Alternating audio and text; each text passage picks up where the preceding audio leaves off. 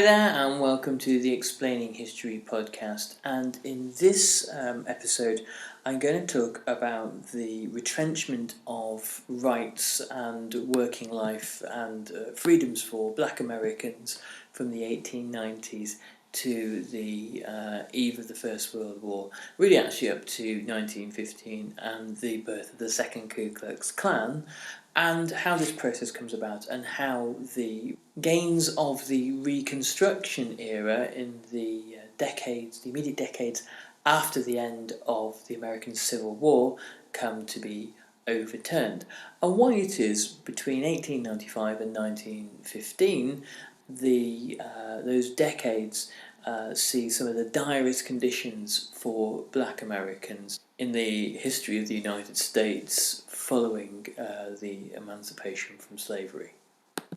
The 1890s were a period of time in the South where 90% of Black Americans lived in the last part of the 19th century, where an effective campaign against them was waged to strip them of all of the gains made at the end of the Civil War and in the decade that followed. Their basic rights of citizenship were removed in piecemeal fashion, and the effective right to vote, whilst it was now enshrined in the Constitution, was removed by laws that were passed at a state level, and legal segregation was enforced in nearly every aspect of everyday daily life.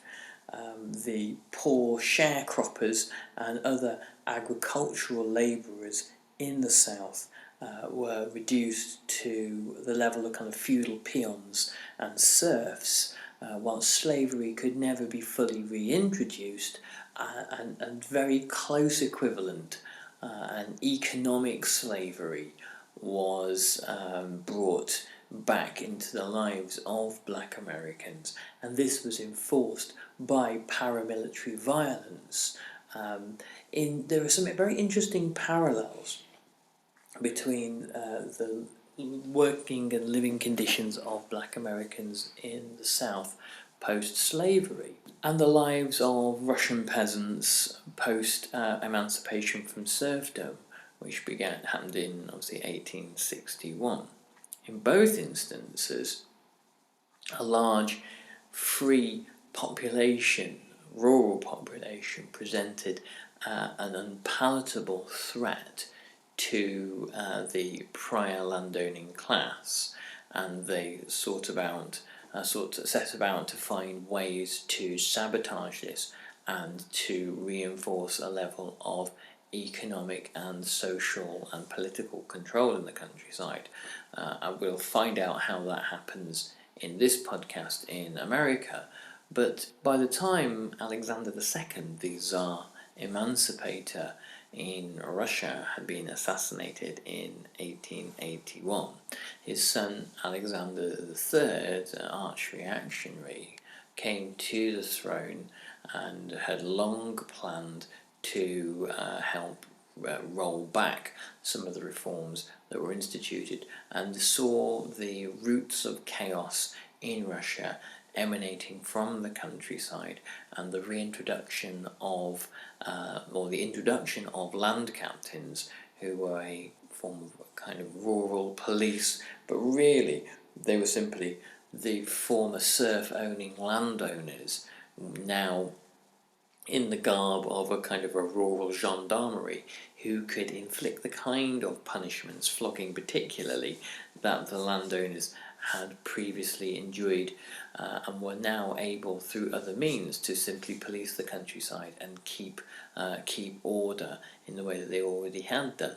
So in the after the Reconstruction era in America and during the reactionary era of Alexander III, there are parallel attempts, not necessarily connected in any way, but interestingly mirroring one another, to attempt to regain some kind of order in the countryside, and to bring about a kind of a reintroduction of previous social relations in rural areas, using essentially the same methods, but having them legitimised in slightly different ways.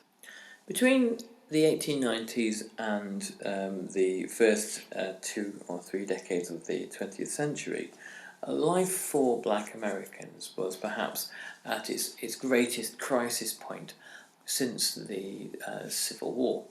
The exposure to extreme violence and intimidation, particularly in the South, but not exclusively in the South, poverty, the lack of civil rights, and the lack of any opportunity to advance social or economic situation of black people led to immense hardship among black communities, particularly in the South.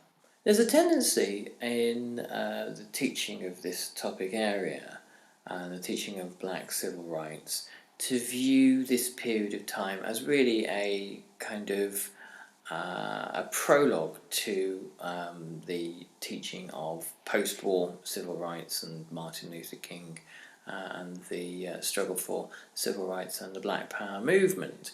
And this is very often what happens in schools. But this period of time is extremely important, and if you skate over it and you don't quite grasp it in its depth, everything that happens following this makes progressively less sense. There has been obviously an enormous amount of scholarship on the subject of Martin Luther King, and that has at some points in time been to the detriment of the period 1890 to 1915. The misleading view that students sometimes acquire is that the period from the 1950s and 60s was a period of struggle, which it certainly was, but prior to that there had been no struggle at all of any note. And again, this is misleading. The suffering that black Americans endured in the 1890s, 1910s and 1920s wasn't simply passively accepted either, and there were all sorts of measures to either confront segregation or try to find some sort of accommodation with white society. And when you pause to think about it logically, this makes sense that people struggle against conditions, adverse conditions that face them, irrespective of whether or not historians or history students are paying attention. Struggle is virtually always there in history. In the 1890s, the dominant and most high-profile figure within the black American community to rise to prominence is Booker T. Washington. In 1900, he published his memoirs, The Story of My Life. He was born in 1856, a slave in West Virginia, and by his death in 1915 had become a controversial figure within the black American community and within the United States in general. He espoused ideas of self-improvement and education. He argued that black Americans were owed nothing by white people and by the United States in general, and would only really learn to better their status through hard work and education. And if they wish to prosper in America, then these are the things that blacks would have to do. One of the reasons why Booker T. Washington said these sorts of things is because it's closely mirrored his own personal story, and he did what most people tend to do and projected his experience onto others as if it were a template for personal self-advancement.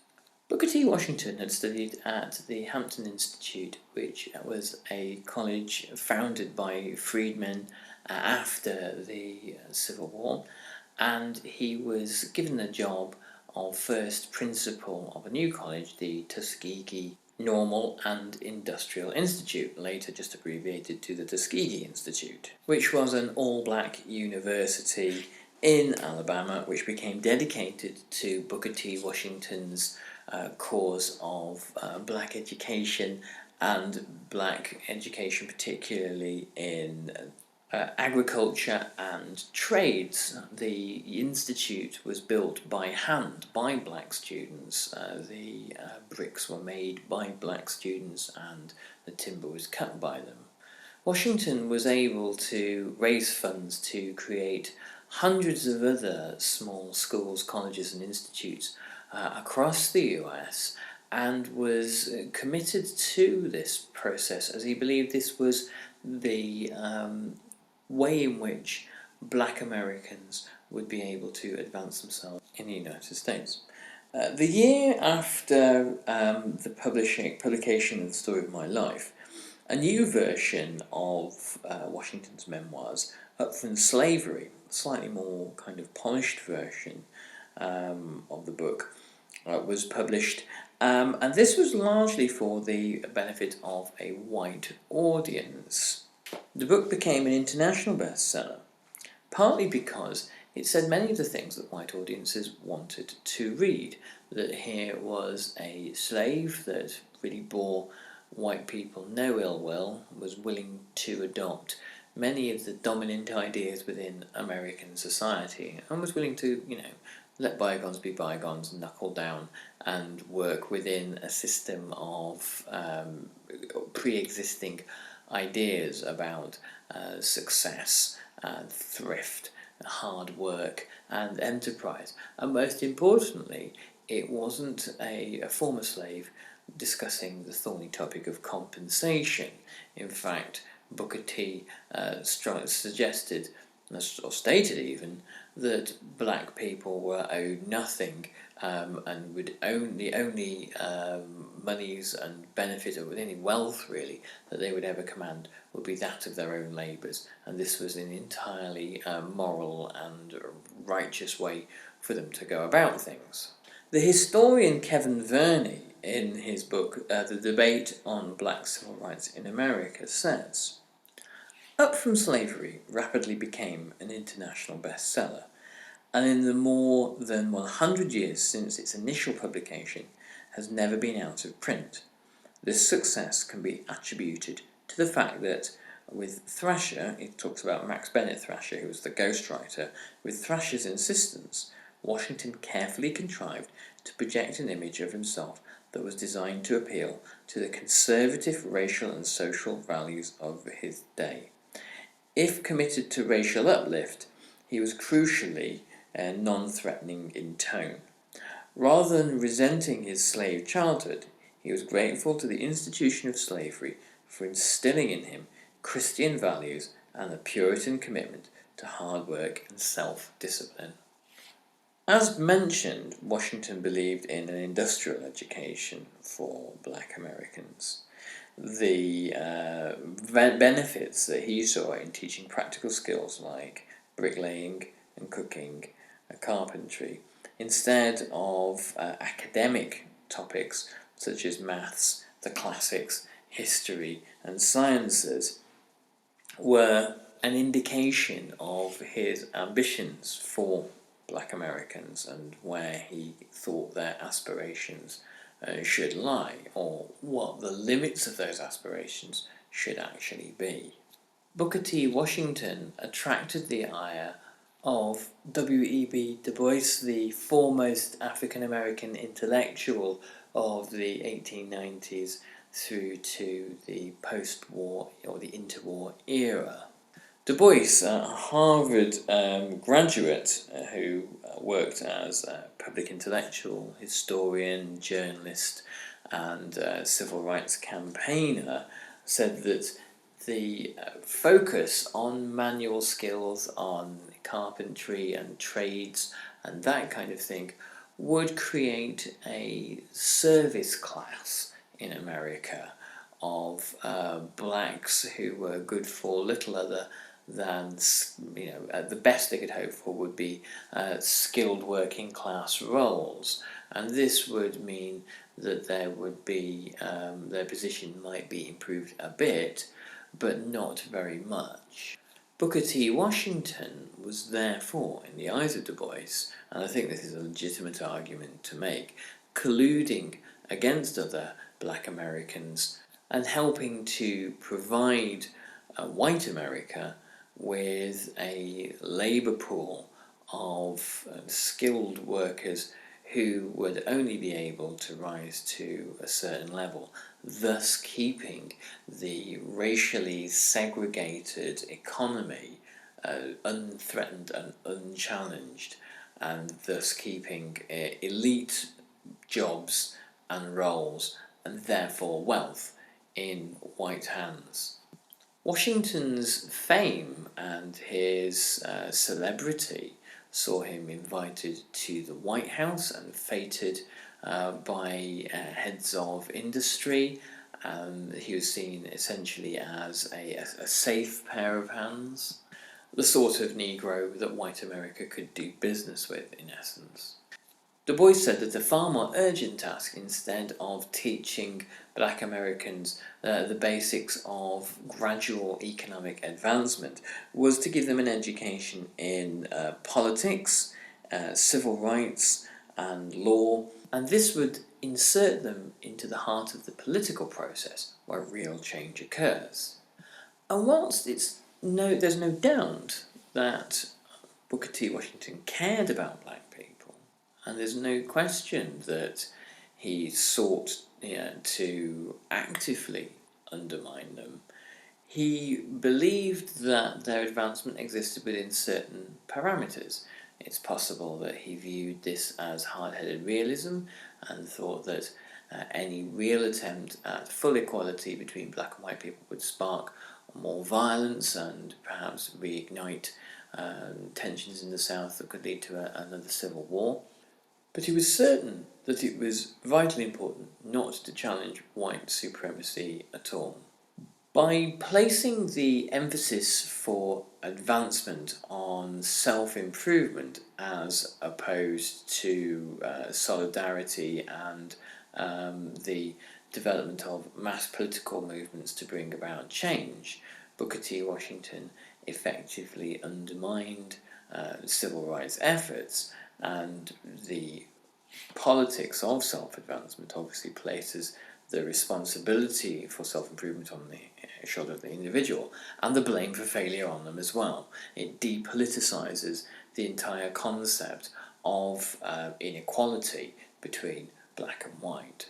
And because Booker T. Washington had been successful, he had come up from slavery, it was implicitly, and indeed not so implicitly, actually explicitly stated that if Booker T. Washington could achieve these sorts of things, then anyone could, and thus this negates the argument for any other kind of approach. It's possible to go from being a slave to being the principal of a college, and if you don't follow this path yourself, then really you only have yourself to blame, as the sort of the subtext. Booker T. Washington was, of course, espousing a value at the end of the 19th century that was prevalent in American society, the idea of individual effort, or rugged individualism as it would be known in the 1920s, and the idea that this explained success or failure far greater than any social context, and the idea that one could be born into poverty and there could indeed actually be a poverty trap created by economic, social and political forces out with the control of the individual. This is often airbrushed from the rather more romantic kind of Horatio T. Alger rags to riches narrative, where with a bit of pluck and hard work anyone can be a success. Whilst Booker T. Washington had his critics amongst men like W.B. Du Bois, there were also African American writers that rather admired him. One of Booker T's contemporaries, Carter Woodson, who later laid the foundations really of Black History Month, he saw education once again as a key issue in the development of African Americans, and saw Booker T. Washington as one of the kind of the giants of Black American society in the United States. And both black and white journalists, historians, and intellectuals lauded him and referred to him as the kind of the builder of Black American civilization, and praised him with this kind of rather antiquated term of racial uplift. He was uplifting the race. And Washington was seen as a heroic figure really until the 1940s. And it was only from the 50s onwards that a new critique of Booker T. Washington emerged, looking at him as a more flawed individual and appraising critically his strengths and failings. So what we can see from Booker T. Washington here is that in this period of almost unprecedented crisis for Black Americans, there was at least one significant figure in the guise of Washington who believed that the only way forward was a kind of accommodation within the existing power structures of white-dominated America, that an attempt for full emancipation and equality would challenge the pre-existing systems of power to an extent that would be unacceptable, and that accepting a servile position, though one which was far improved from that of that the Black Americans found themselves immediately after emancipation, was the best that was on offer. And this amounted to a conflict-free racial conservatism that placed Black Americans in an economic position of servility, and even though education was involved, it was education with certain parameters and limitations placed upon it. Booker T. Washington obviously suggested that after a lengthy period of hard work and study and effort and graft over several generations, then Black Americans might earn the right to be treated with civility and dignity. I'll be returning to the theme of the period 1890 to 1915 in the next couple of weeks, so stay tuned to this because it really is a very important area of study.